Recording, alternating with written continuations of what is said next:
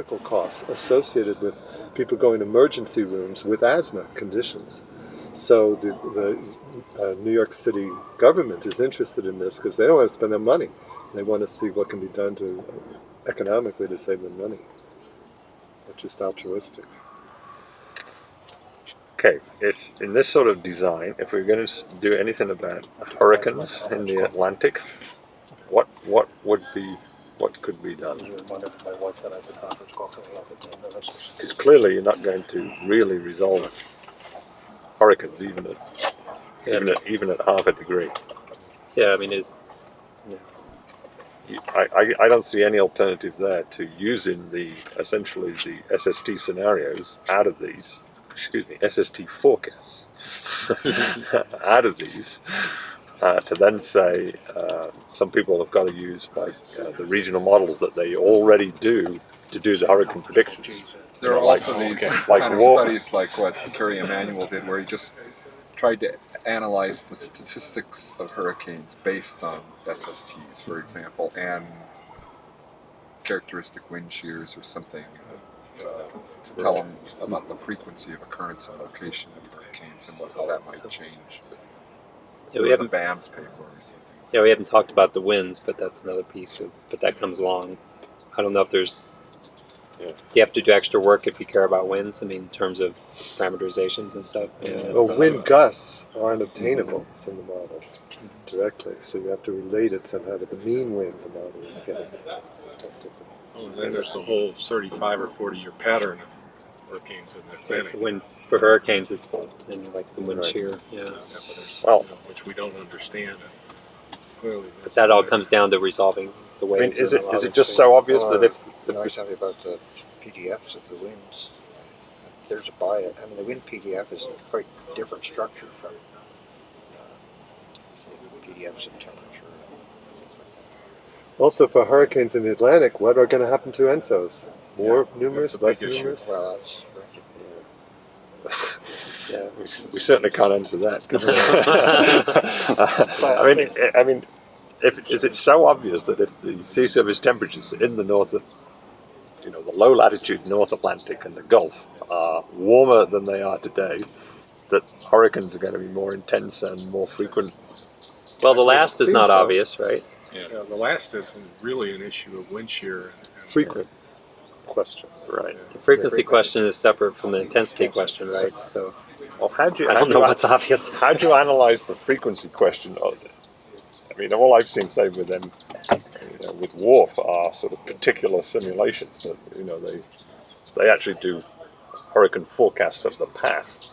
Well, How do we address whether hurricanes would be more frequent? Well, the comment, I believe, in IPCC is that because you're changing to a more moist adiabatic lapse rate as the climate warms, you're actually stabilizing the upper troposphere relative to low levels, and that in itself should put a cap, should help reduce hurricane frequency.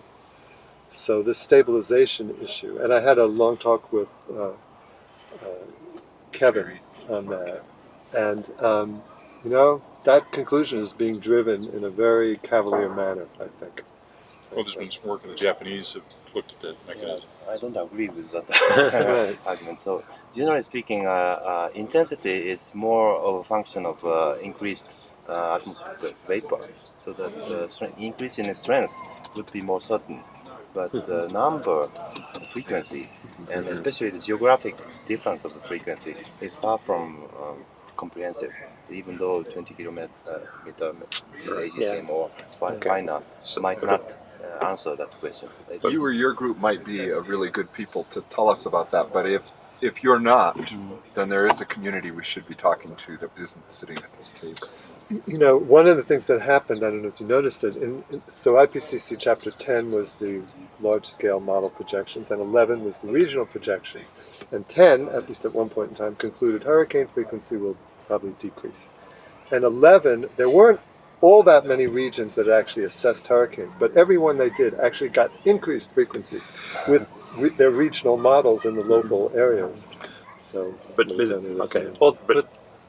it more true though that people believe they may not? The frequency is a bit more up in the air, but is the strength going to increase as SSTs go up and you get more water vapor into the lower atmosphere?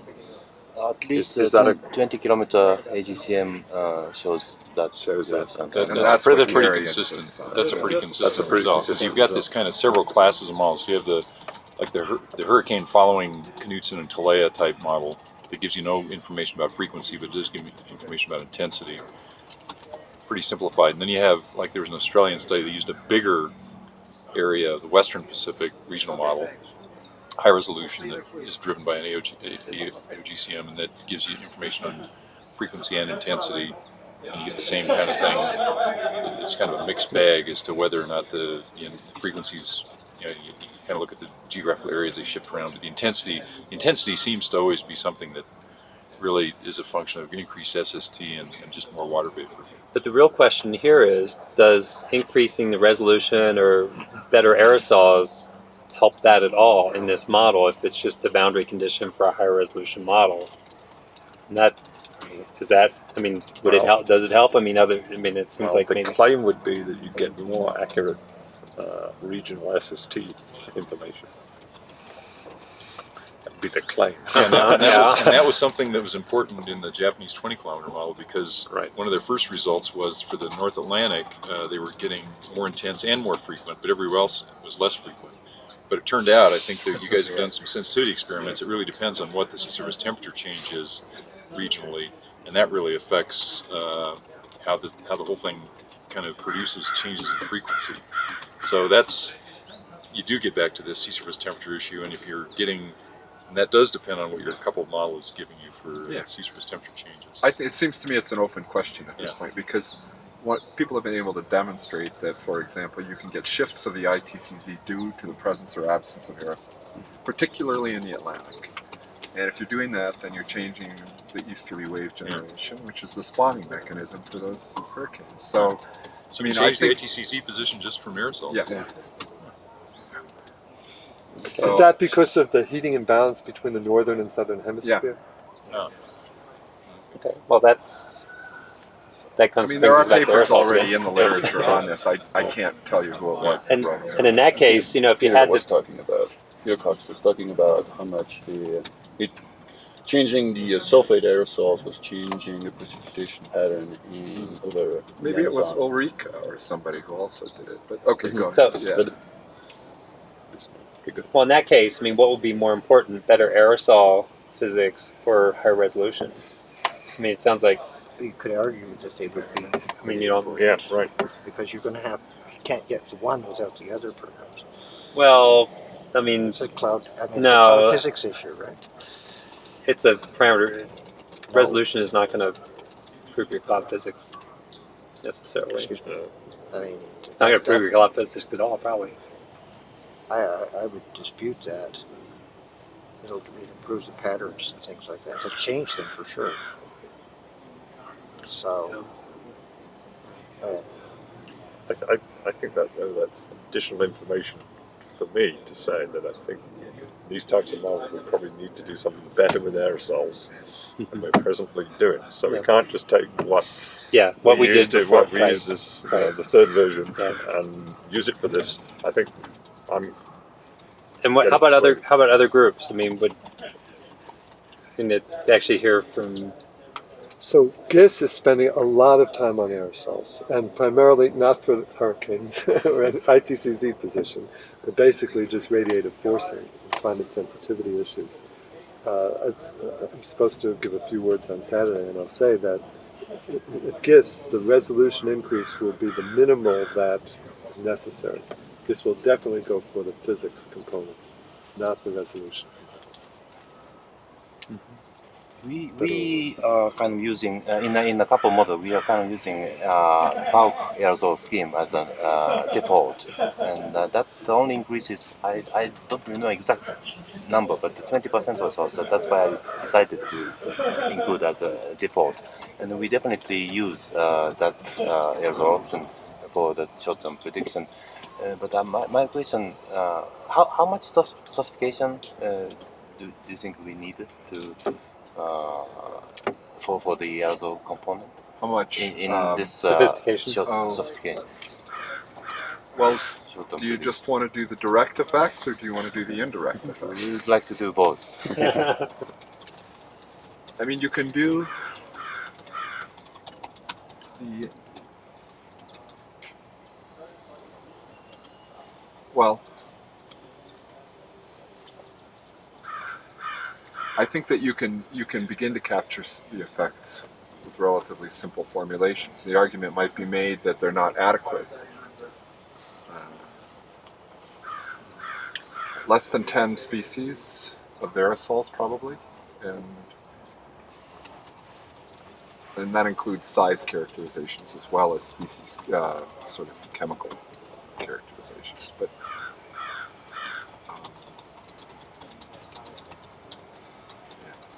I don't know. We should talk offline. But that would make a difference on this 20 to 30 year time scale. Yep, there's that here. So that should be something that's included. I mean, you'd probably advocate, even for looking at the shorter time scale, that aerosols would be important.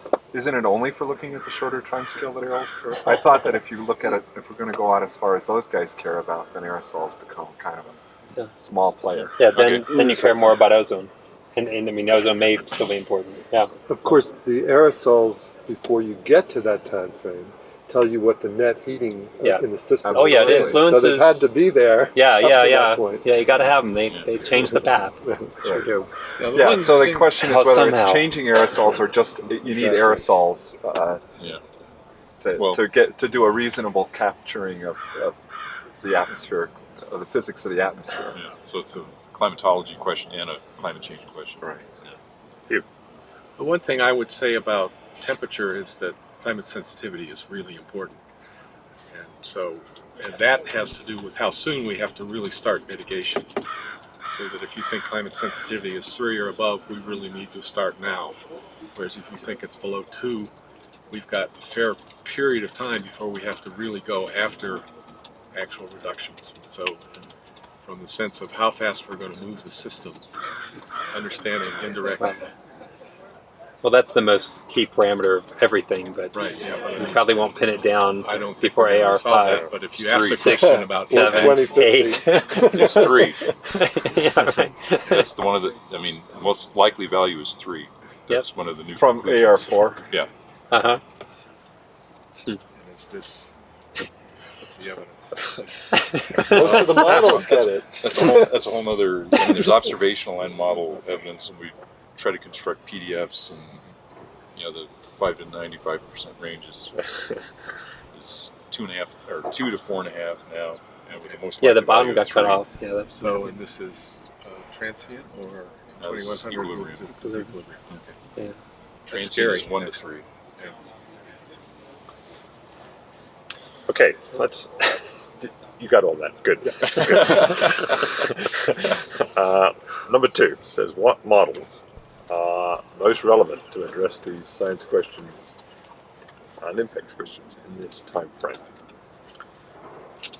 Now, I think have we answered that already in think what we've so. sort Well, of said? Depends on the path. Right? Well, let me Yeah. bring up another part of this, though, and it doesn't have to be a couple necessarily, but on this time scale, in some regions, particularly the biomass burning aerosols and changes are big, and it's not something you can assume that's constant. So that depends on land use.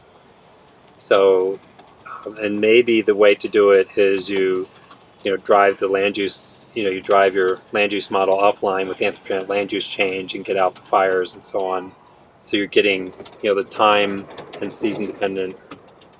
Something about the emissions paths. But if you're concerned about the tropics, those may be important. Biomass burning emissions. So you have to So get. you're saying maybe AOGCMs aren't adequate, but you need Earth system type? Is that Well, what? or you point? need. Well, you need. I don't know. I mean, I don't know the answer to that question. You need to have some, in a sense, scenario of the burning emissions, but what that means could be fairly complex. It could be year and season dependent. So Well, yeah, that has to be. I mean, we have some of that information already, and then on top of that, you can superimpose evolutions of land use. So I mean, the zero order, you could just take the current seasonal emissions and run them, but they interact with climate. So how important is that? And well, that's the question, right? So who knows? What presently do we do about forest fires in the version we Well, have been running? they CCSM3. have been running. CCSM3. We prescribe biomass burning. What about albedo?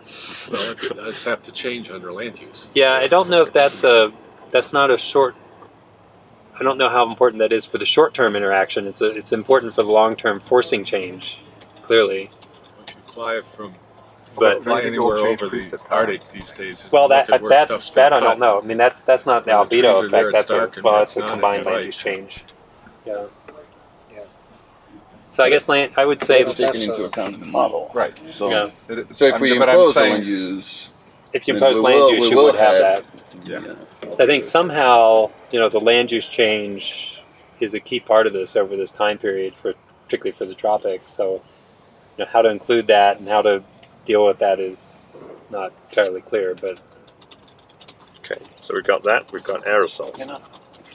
You have air transport, which is going to grow phenomenally. It interjects a lot of stuff in the lower stratosphere. Well, that would be. I think there's not in the scenarios question rather than Well, in it's a the, scenarios question. yeah. But then we'll come to that. responding to that. well, that depends what you're it's a looking at. chemistry issue. If you're concerned with the stratosphere, that's where that comes in. That is an issue. And there are people concerned with the stratosphere over this time period. Oh, sure. Well, I mean, that's the point I'm trying to make. There's We had ozone done assessment. There's a number of impact on studies of ozone aircraft recovery. impact as part of Things this. First there was a high-speed research program, and then there was a subsonic research program. And I always used to say that the climate component of those meetings was the climate interlude portion of the meetings. Because nobody cared. The impacts were really small when you come right down to it. Even the radiative forcing that IPCC has for aircraft are real. I mean, these But are the quite small contrail numbers. forcing. Mostly what the chemists were interested in was how do you do ozone chemistry Right. better, effectively, and they were using the aircraft money as a way to do Right. that. In fact, several of the meetings, nobody even mentioned aircraft. Well, the real question that Hugh's bringing up is if we have the very large increase in air transport over the next 30 years of this scenario, you're injecting a lot more of various things into the upper atmosphere. So what does that do? But even the projections that had been done did not seem to have much of a climate impact relative to everything else that's Yeah, going it's on. probably not a climate impact. It's more, I guess, is it more of a stratospheric ozone? Yeah, but I mean, But David it's not that spent a much lot on- of time on thinking about this, stratospheric as ozone. I No, have, it's and not maybe Jay has. It's not a huge one, but yeah, So I mean, you're worried I mean, about there's not going what to does be it do to this. cirrus, what does it do to ozone photochemistry, etc. There's not going to be any supersonic aircraft flying in the stratosphere like they had planned. No, it's for 20 troposphere. years. So it's troposphere. It's so, troposphere. So you will increase your tropospheric ozone, and those are things that if that is taken into account when we do chemistry. We do have aircraft emissions, and we do have scenarios for the increase in aircraft emissions, and so it will increase your radiative forcing in your troposphere by ozone by some extent. But I agree with David. It's probably small climate change, and I don't think it matters for the stratosphere. It's not something that brings in new model stuff. It's already there. Yeah, I think it's not a high impact on the stratosphere. No. You never fly as high as you would in the tropics, and so then it falls back to makes it very Stratosphere. I mean, I think things like the ozone recovery, some of the stratospheric processes that are important are being evaluated, assessed. Those have any climate impact or climate change interaction of some sort. Right. Especially during this time period. That's right. And so I think there would have to be at least a subgroup of models that would be run in some context to evaluate that. Orlando Garcia giving a talk recently where he said climate change would actually help the recovery of the ozone within the southern hemisphere. Well, that's right, because of the CO2. Well, their conclusion. that's still debatable. I think there's still a bit of debate on how it's going to go, but I think consensus may be going in that direction.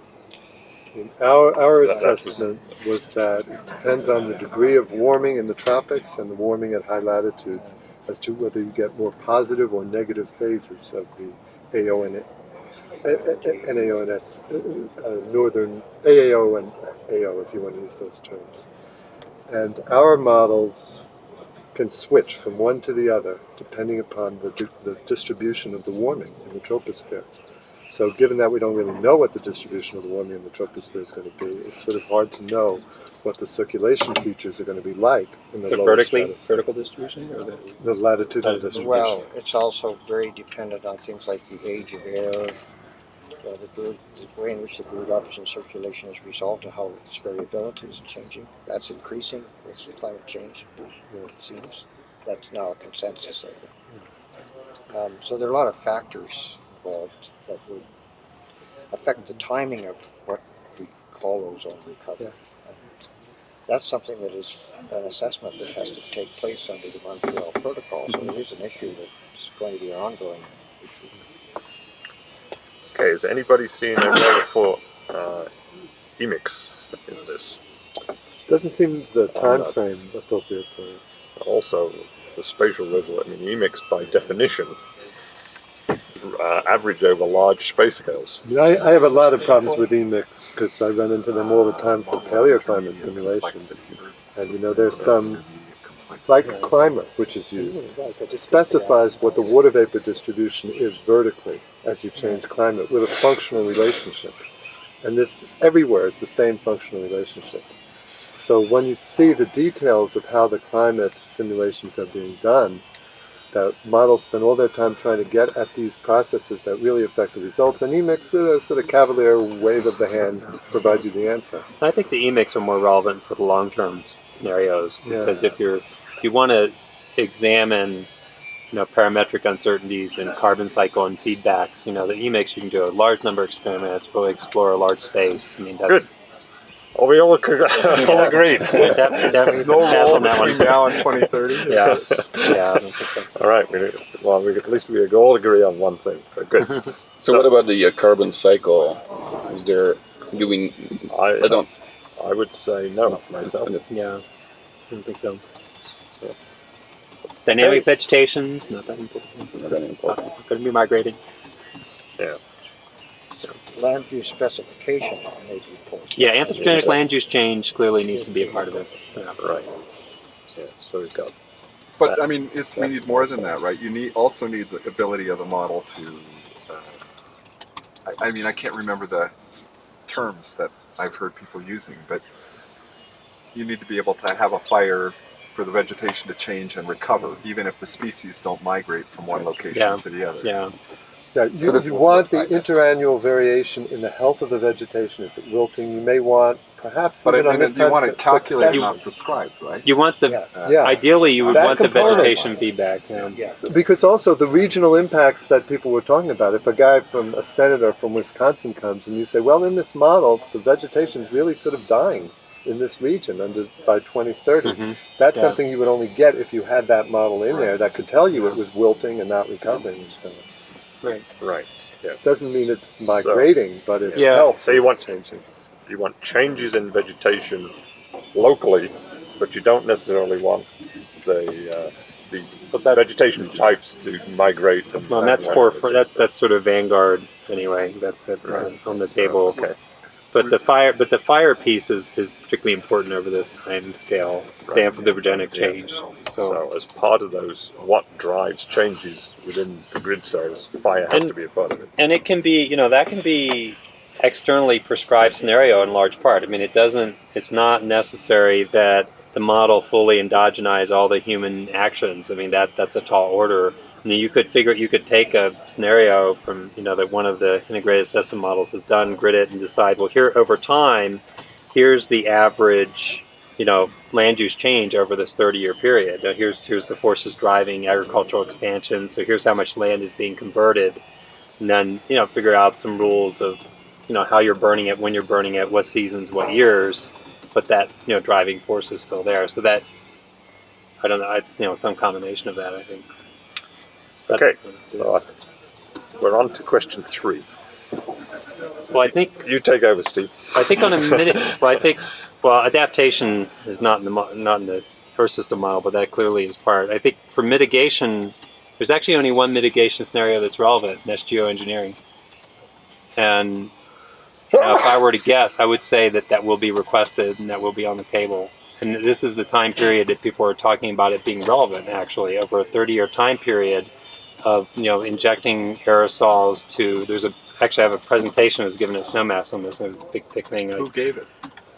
Lowell Wood. So, but the idea is that the Arctic is changing very rapidly with potentially large ecosystem impacts over this period. So if you do stratospheric aerosol injection, you actually, over a 10-year period even, you bring the Arctic back toward present day or even previous year temperatures and mitigate those impacts. So does that work? Can it happen? What does it look like in the model? Well, there's been some experiments of that already, but I've got a presentation I could give you. so I think it's probably on the table for mitigation. I think the long-term mitigation, it doesn't diverge that much over 30 years, so I don't think that's. Would this be sort of tropical injection with the hope that? Well, they were talking about North Polar injection to mitigate Arctic impacts. And then you actually get a you get a spillover No, effect. but that won't work because it's got to impact sunlight. And it's been shown that if Well, I'm not going to argue this. I mean, it's somebody else's argument, so you guys can argue. But when volcanoes go off poleward of 60 degrees, they do not appear to get to the other hemisphere. Yeah, they don't Or get it caught takes up. years to do. Actually, the idea was not. Even in the ice cores, you don't see. They would have to go very high. Well, actually, the to idea was make not. it into the overall Right. stratospheric circulation. No, the idea was not to Otherwise, get to they'll the just other. fall down. But if you want to cool the climate, you've got to hit the sunlight, and the sunlight's at low latitudes. Well, You need to have a global aerosol. Well, one of the idea was not. It was not. This idea was not necessarily to cool the global climate. It was to mitigate the most rapid impacts in the Arctic, and there is a cooling effect because you are intercepting sunlight. Some of it. I mean, just because it falls out at high latitudes, if you put it in at high latitudes? Well, but you're reflecting. If you have aerosols in the high latitudes, you're shielding that area during summer and mitigate during summer when the impacts are worse. Yeah, So perhaps you could have a little cooling. So that's the idea, but that's an idea, and we don't know. And but anyway, I think it's probably a scenario that'll be on the table for this time period. So it might have a seasonal. And I'm not sure how much you would make sulfate out of SO2 in the Arctic stratosphere. Well, that's all very relevant questions. So I'm not sure you would actually get the chemical pathway to do that. Well, I mean, volcanoes put up SO2. Well, it's all through a waste. So That's right. I'm going to ask a question about volcanoes in a minute. and it's not a large amount. You're talking about a teragram. You're probably even Compared to what we're- drier. So, than- but I think the other than you are in the tropical other region. branch, which is actually is very relevant, is, I'm is sure you can pollution I don't mitigation, know how efficient and that's the where process would be. you probably do want more than one scenario, and that comes into the question of the scenario design of like what these guys had with 3 different pollution scenarios. That's right. And that gets back to this thing: do we have one central scenario, you do an ensemble, and then a few off, or whatever? But that's one would definitely want to see some different pollution scenarios, I would think. Do you know if those scenarios were meaningful in terms of the socioeconomics, or Some of them were. At least one of those were, and if not more than one, was clearly the lower bound. If you really did everything, but that's not going to happen. Very That's sort right. of Well, that's European, idealized scenarios. So I wouldn't say they were all realistic in the sense of their high probability of happening. It was more, well, if you really did everything, this is what you would get. The maximum feasible reduction is not a realistic scenario because you never.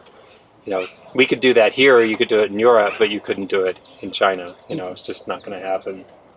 So what you want to spend your computing time on? Do you really care to do maximum feasible reduction just as a straw man case of what you could do, even though you can't? I mean, that's. Well, the question again gets to be how you what are you going to do beyond what you do with the climate models, and what do you need to parameterize the models that you're going to use for looking at policy cases? Because certainly the structure of the current IPCC idea is to get you guys out of having to run policy scenarios or beyond one or two, beyond a base case and maybe a major reduction case. And then if that's the case, then maybe you want to do this, and then you say, okay, it's all right for us to go to simpler models and scale, because we are going to do a lot of work on mitigation of one kind or another. And so the question is, how do we parameterize the models that we use in the policy work? Because we want them to trace back to something that's got better science in it than EMIX or, God forbid, magic. Right. Yeah, I mean, okay. So, in addition to that, and tying it in with the comment on mitigation, obviously another component of geoengineering is having the sulfate aerosols dumped in the troposphere, not in the stratosphere. And I'd mentioned this once before. Wally Broker had spoken to the airlines and asked them what they would charge in their regular commercial flights to release sulfur. You're going to carry this much pounds around. Exactly, right. And he actually came up with a number that they gave him, and he related that to the potential climate change impacts, and it was a tremendous bargain. So, just leave it in the jet fuel. Of course, that didn't include acid rain. No, you can't do that. And effects on lakes. The acid eats away your engine. That's bad. Wow. That's not acceptable. The pilots wouldn't take the plane up. Let me tell you. Every once in a while they fly into a volcano plume, and that's bad. Oh. Yeah. I mean, that was the whole basis behind ship of opportunity measurements for the ocean. All these commercial boats, and they just throw XPTs off the back. It didn't cost very much. Right. And they did CO2 measurements too. So there's a bit of a question of exactly what scenarios you want, but the key. So there's geoengineering. I think that's the only climate one that's really relevant. But then it's a little more tricky. So there's all these when and where and what type. So there's lots of bifurcations there. So I don't, But then the pollution ones, I think it's a bit of an open question of exactly what type of scenarios you'd want. But it's not. I mean, these have been done. YASA does them. These sort of 30-year. Davis Streets does them. So you need a comprehensive set of gases, and you need them fairly well, realistically gridded, and you need that related to a fairly recent emissions inventory, so that you have a good transition from history. And just talking with Claire, that's an issue that the community needs to deal with more broadly. But okay, so in general, say we had a model here that has a land component that can change vegetation and or the health of its vegetation, etc. And we had an aerosol in. Are there any scenario time series that we need that aren't available to run that model?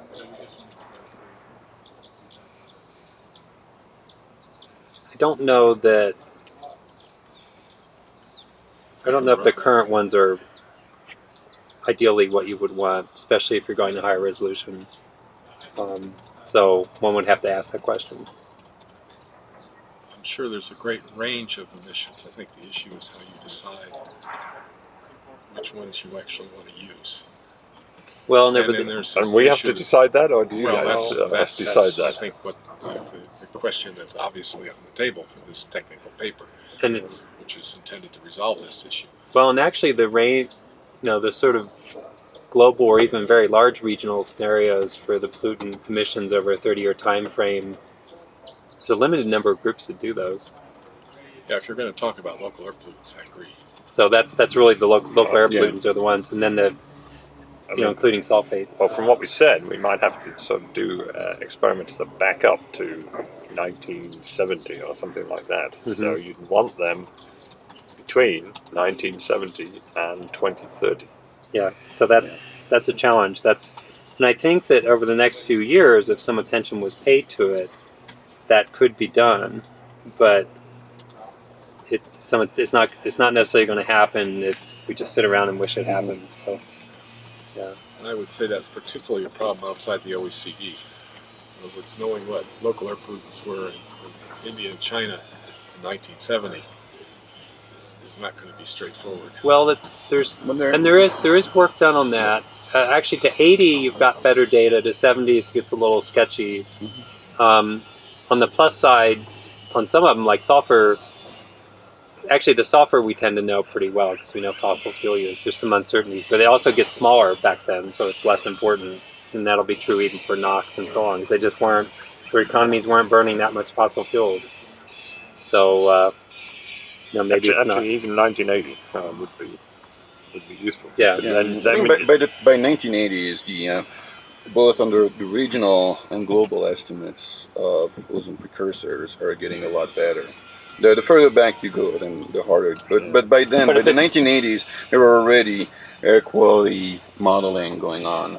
And so there is information available. I think the main problem that we'll run into is to merge whatever historical estimates we have with whatever future. And that's is. exactly and so that's and that would be more important. Point. That would be more important for short term. Yes, short clearly. term than the long Oh, yeah, term. Because in the long term, we'll just average over it, whatever. Yeah. For this, you'd really want those to match in 2005. Right, and that's the Sure. thing that Claire and I were talking about, that this needs to go, maybe IGBP and so on, and IPCC really need to do some assessments, or, some work needs to be done on that.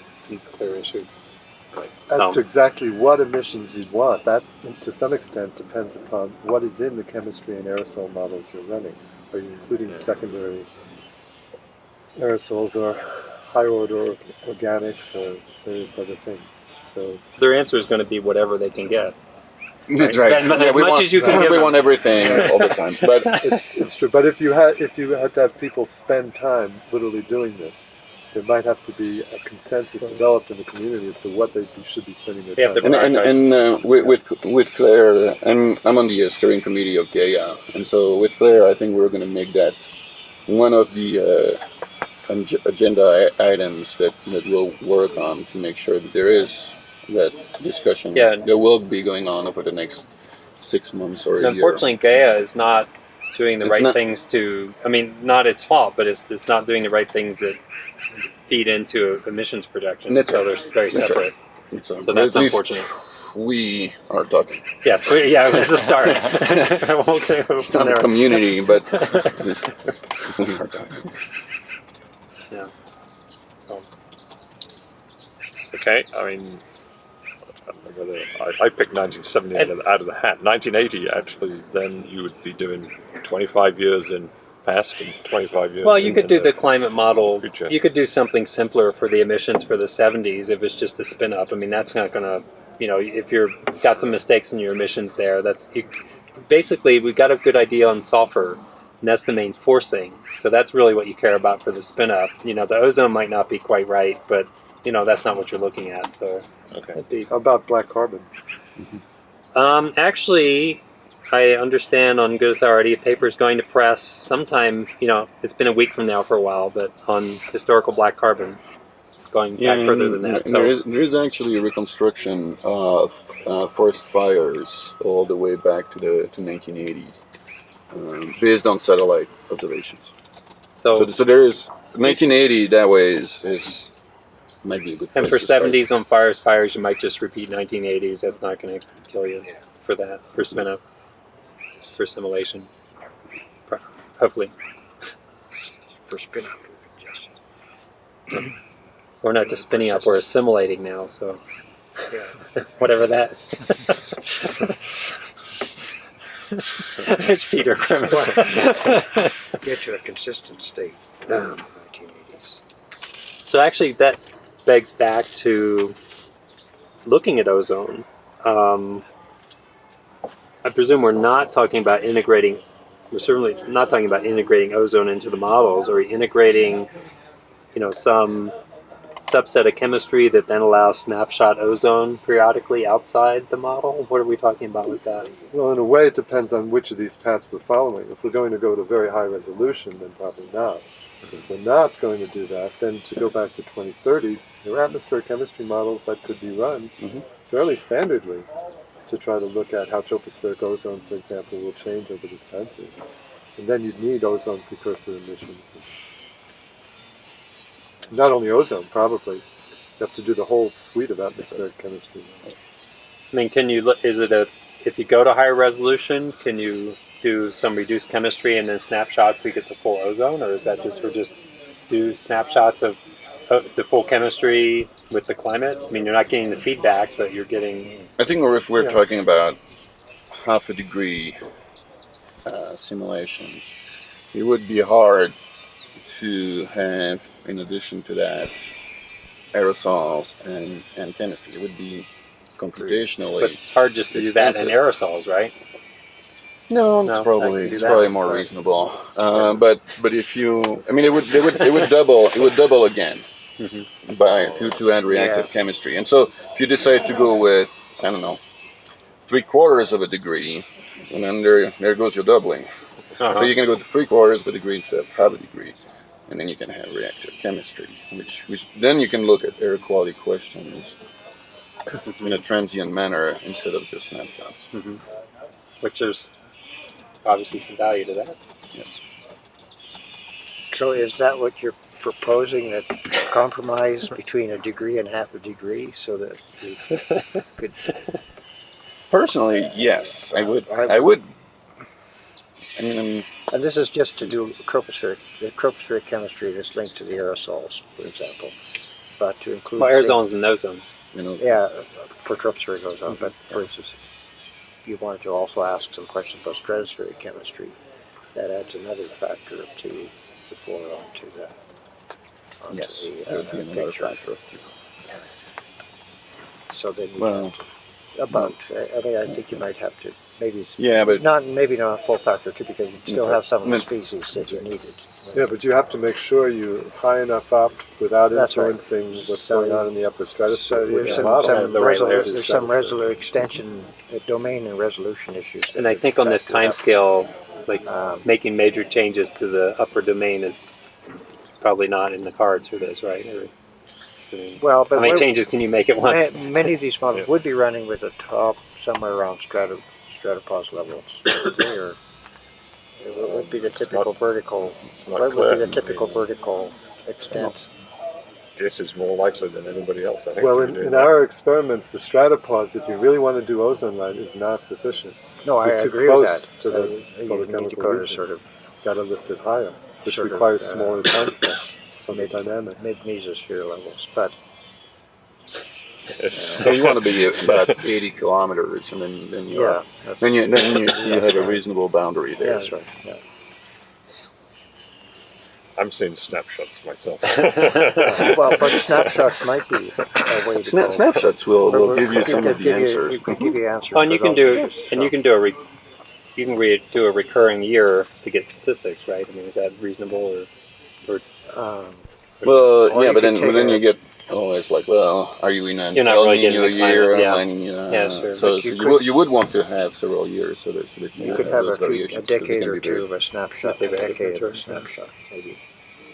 And perhaps, again, if you did snapshots every decade or so, you could then rerun the standard model using, say, some sort of linear interpolation between those to get your specified ozone distance. But the ozone forcing change over 30 years is going to be a probably second order effect on the planet, right? I don't know. Ozone has the stratospheric ozone reductions have had a noticeable radiative forcing. Well, the stratospheric ozone, you'll have to do something reasonable with that, regardless. So it's more the second order, the changes due to the interaction. Stratospheric ozone will change the forcing. But you can't have constant stratospheric ozone, certainly. So talking of aerosols and the stratosphere, what do you do about volcanoes in these simulations? Yeah. Well, it depends on what time period you want to look at. You know, between the early 1900s and Mount Gun, there were no big volcanoes over that whole time period. So if you want to use that as your analog, you say, hey man, 25 years, what's the chance? If you look at the last 25 years, there are 3 major volcanoes. So, but there's presumably, again, I guess maybe one ideal way to do this would be if you could get some kind of PDF of volcano occurrence. Well, people have to kind of done do reconstructions. this stochastically, right? The problem is you can understand when volcanoes go, you don't have much data on what they do to put in the atmosphere. Well, But you'd have to take some this is really a stochastic event that you have no control over, and all you want is a sensitivity say, if it happened, what would be the consequences? Yeah. And would that mean anything for what we Well- had to do about policy? Well, in a sense, maybe. My guess is it would not. Yeah. And Unless that you would- had continual large volcanoes, which Well, but probably won't that's- happen. That would be hysterically, really. I mean, Right. That would be Right. hysterically anomalous. Right, right. Well, maybe the question is if a volcano, if a Pinatubo happened in 2030 with the changed climate, does that make any, does it have the same, more or less the same effect it did in the 90s? Or maybe even less, actually. So I don't know if is that a question to worry about. I mean, that would be the question, right? I don't think so in the overall scheme of things. Yeah. The So maybe 90s were really warm with Pinatubo. And they would have been really warm without. And I don't see how that would help policymakers. No. Ongoing. Well, I mean, that would be the question, whether the impact on the climate would be such that you would want to worry about it from a policy context. And if we can argue from Pinatubo that's not the case, then I would not put my computing resource into this experiment, because I seem to me that we're really limited in the number of experiments we can run, so we want them to be very high value. Okay, so volcanoes are out. Good. Good, another argument. you might then say, what about solar forcing variations? And there are real issues now as to whether we're going to continue our solar monitoring, especially with NASA having all these funding issues. I think what the feeling is, we've done it since the late 70s. We've seen the sort of variations you get. The changes relative to what's being projected from trace gases is small, so who really cares? And I have a feeling it's going to go that way, that we're going to stop monitoring. I think that's going to happen. So for the future here, then we just keep solar output constant? That's what would be done. The only real issue is that during the first part of this time period, when you're getting climate changes, how much do you attribute to natural forcing? And so if you didn't keep solar monitoring going, at least you could get rid of wild suggestions as to what natural forcing is doing. Once you stop it, then the wild suggestions can leap back in because you can't disprove any of them. Yeah, but that's not a modeling issue. It's just what the models end up using ultimately. I think what they would end up using, if they use anything at all, is the observed solar variation. Yeah, well, that would- 11-year cycles. I mean, continue an 11-year. What's done now? Do you continue an 11-year cycle, or is it just constant? Some models just have it constant. Others, put in this something. And I guess it really matters if you're dealing with the stratosphere, right? Because that's where that's really where you care about the cycle having perhaps nonlinear effects on the stratosphere. Right? It has effects on chemistry and on Yeah. So if you're doing stratosphere chemistry, you probably care to do that. If you're not, it probably is not an issue. Some people feel it's important, others don't. But for all proven There's some solar issues influences, I would say that's true. Right. There's some issues still. Yeah. So 11-year cycle, but the same mean, basically is the Okay. Are we done with Steve's looking away? We must be done with number 3. Yeah. Any more quick comments on that? I think we've done that fairly well.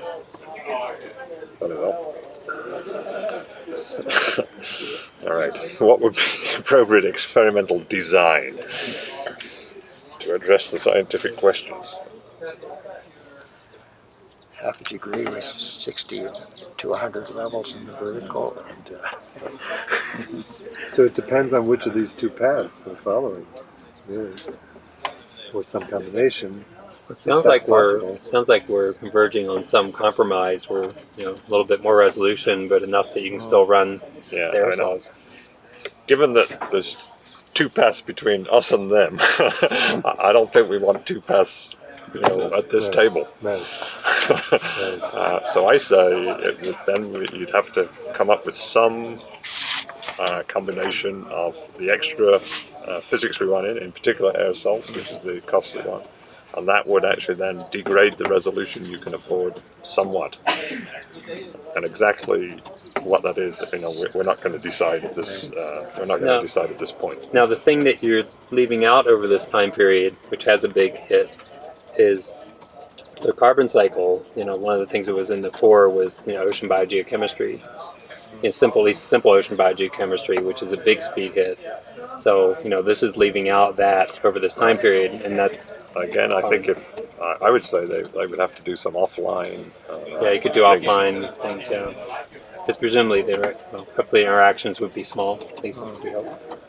But we don't know. You don't know, but I would say Yeah, so that's offline. offline.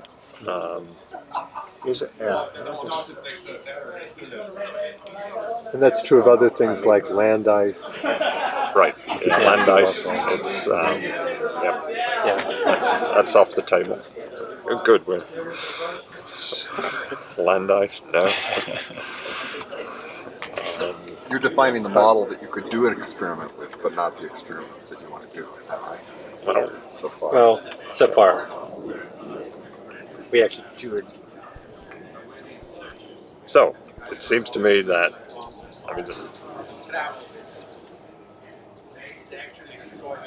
go for high resolution aerosol. Or higher resolution. Higher, Relatively high, relative to the relatively higher resolution. Significantly higher resolution. 3 dimensions. 3 dimensions. But mitigated by what you think you need to be able to treat. For instance, how much chemistry do you need to carry to do the aerosol correctly or better than to an adequate correctly level? made, yeah. So To an adequate is level the of essence here. In accuracy. each of in both the physics and resolution, you're compromising to be able to get them both done Right. Yeah. without sacrificing crucial accuracy, presumably. So I guess the exact number is still not certain, but there's kind of a ballpark. But I think that David's former point about what can this do with these experiments, I don't actually the experiments how much they could help with quantifying aerosol forcing, and that well, I guess there's historical runs, so these historical runs would be higher resolution than have been done before, so that would help with the aerosol forcing. I mean, that's where that connects with that. Maybe. Remember, David said we need to validate the model against the record, and if we can't, we shouldn't do the future ones. Right. And the other thing You would say that. we haven't sort of addressed this here because this is modeling, but we could equally well discuss what observations are going to be needed during this time period to help. The models, if the models do aerosol and get aerosol estimates of forcing, and then we have observations of what's happened to the forcing, what's happened to the aerosols, then we have grow confidence in our model. I think that's a key question because even if the observations are there, the data is probably not in the form you need. So what do you need to do? What can be done to do the comparison to help? Sure. And there are 2 constraints, it strikes me. One is modeler time, in the essence of you want to change the physics, and the other is how many model realizations you want to be able to achieve in a given time frame. I think it was 10. Well, but that was what we would call a thin air parameter.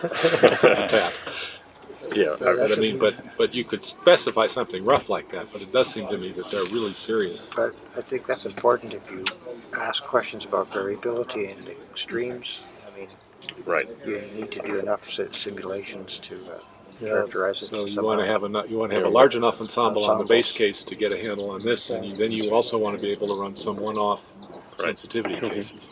For example, the people at Goddard Space Flight Center, in their interannual seasonal sort of assessments, I asked them, how many simulations do you do?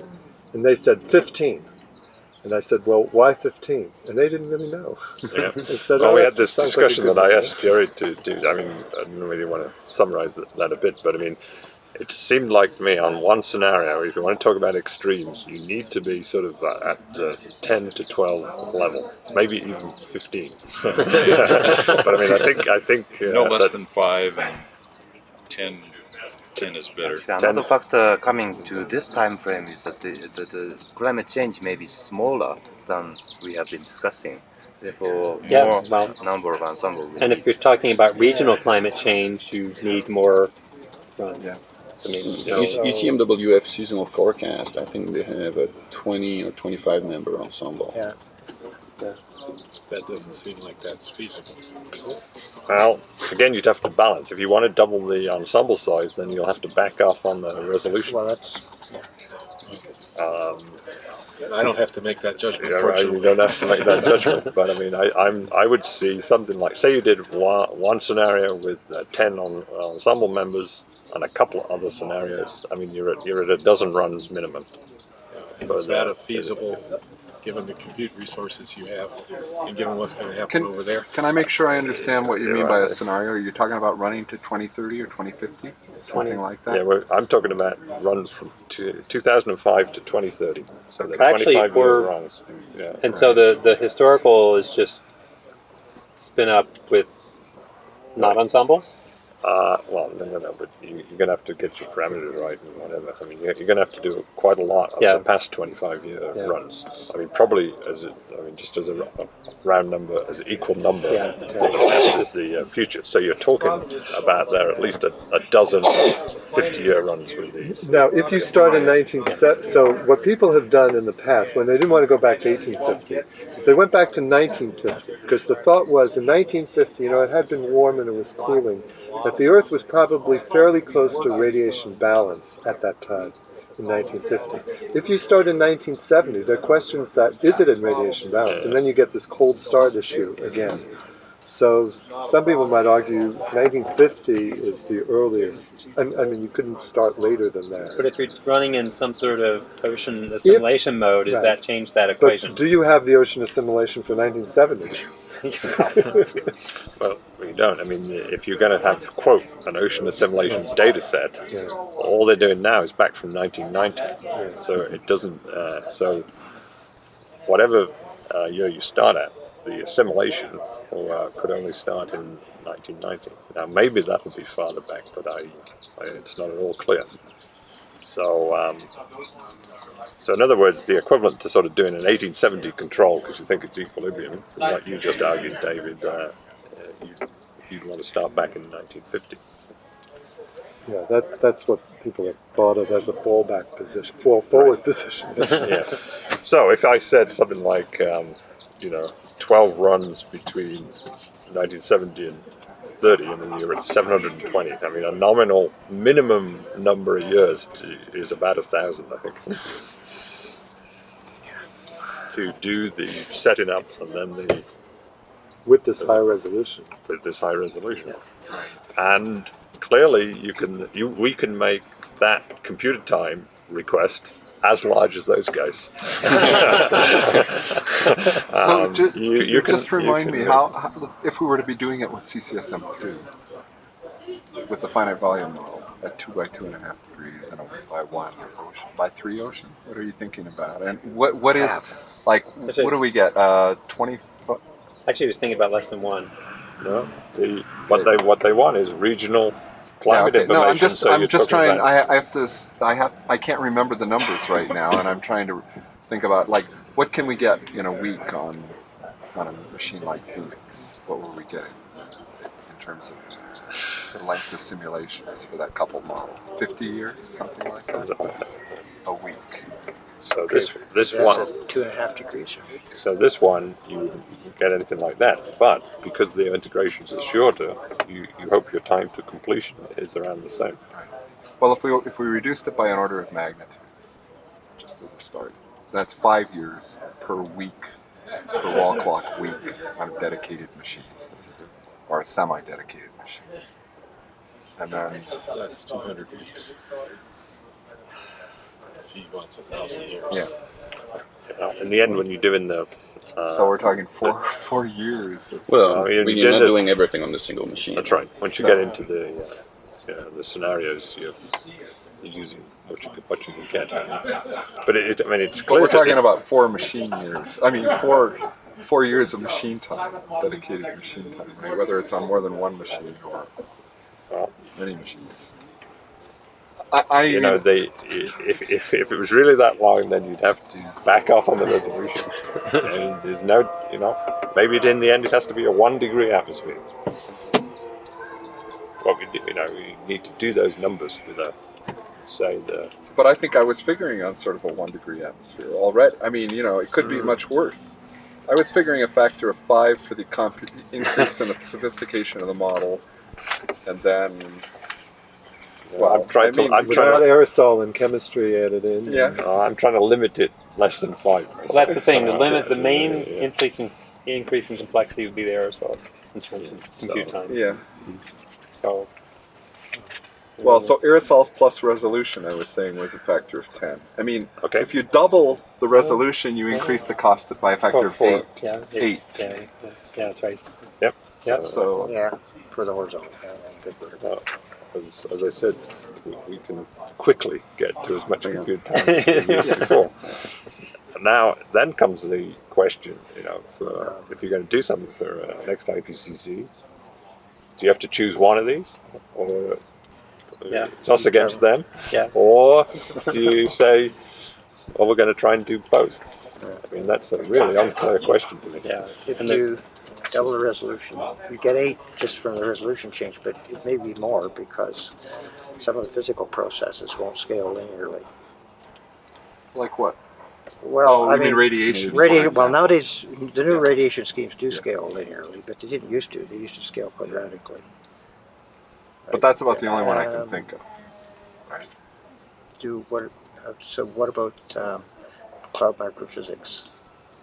I think it's pretty much linear in the number vertical resolution. Well, Because you have to you don't, unlike radiation, you you just don't have to multiply go the both number of ways. layers by a You only certain go factor. from top to bottom.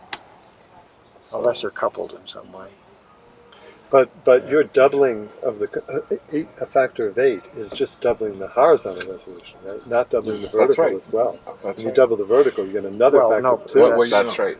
Vertical. Why do you get doubling the vertical is Because what you have to scale decrease up the on time step radiation. as you Oh, as well as, yeah. yeah. oh, so that wasn't 2 by vertical. 2. We were talking No. vertical 2 by 2 too, so yeah. Yeah, that's right. it sounds pretty challenging. You get 2 by 2 by 2 by doubling the resolution. That's Yeah. 2 times horizontal plus vertical.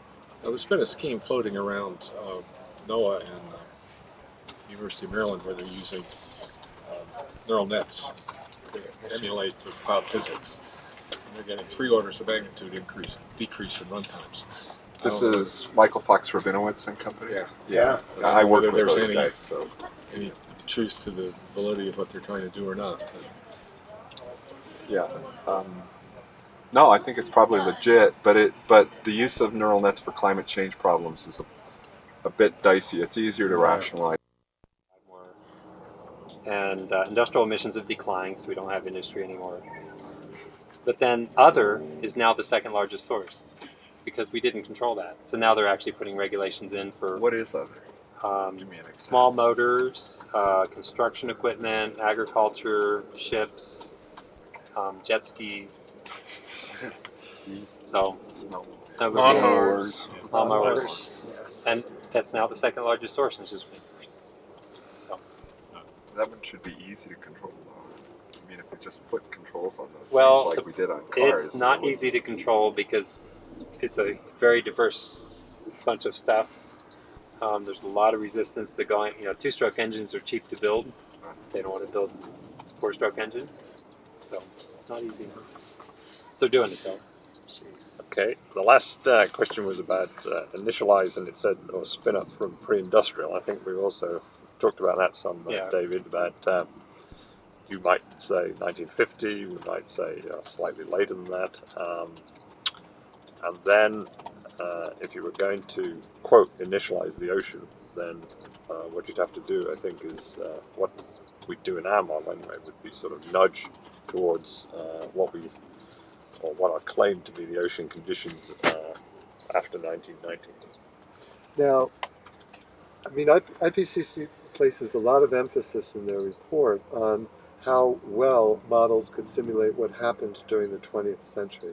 Do you think it's conceivable that for the next report they're just going to ignore that and just going to say, oh yeah, it doesn't matter, we'll just start in 1950 or 70 or 90 and go forward, and not worry whether this model really could have given us the 20th century?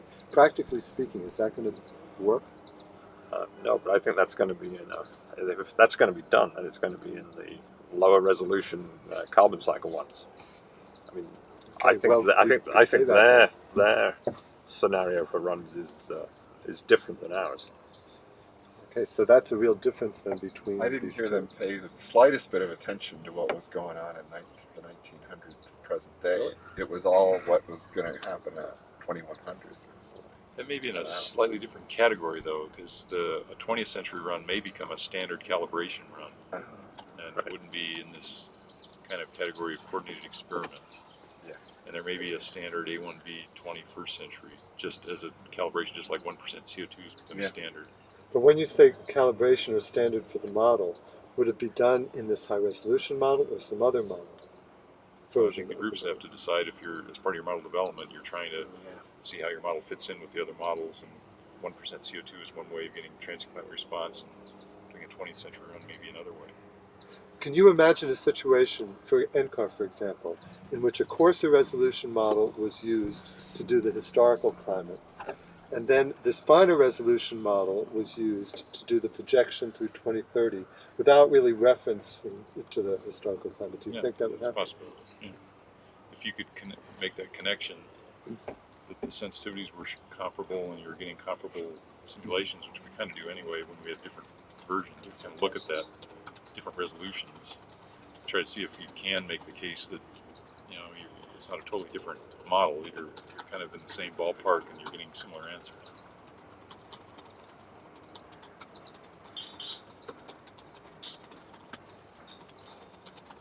Yeah, I wouldn't bet on A1B. I would bet A1B is one of the scenarios that will change. I'm just talking about this is just a standard reference experiment, so it's not a it's not a new scenario. It's one. It's actually by design, an old ones you can connect back to the previous generation model. I mean, that's just one idea.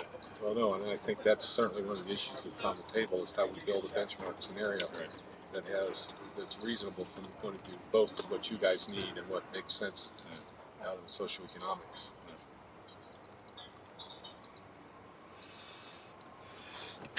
Are we done? For now, We well roasted. And that's back up, by the way. Oh, Okay. good. Cool.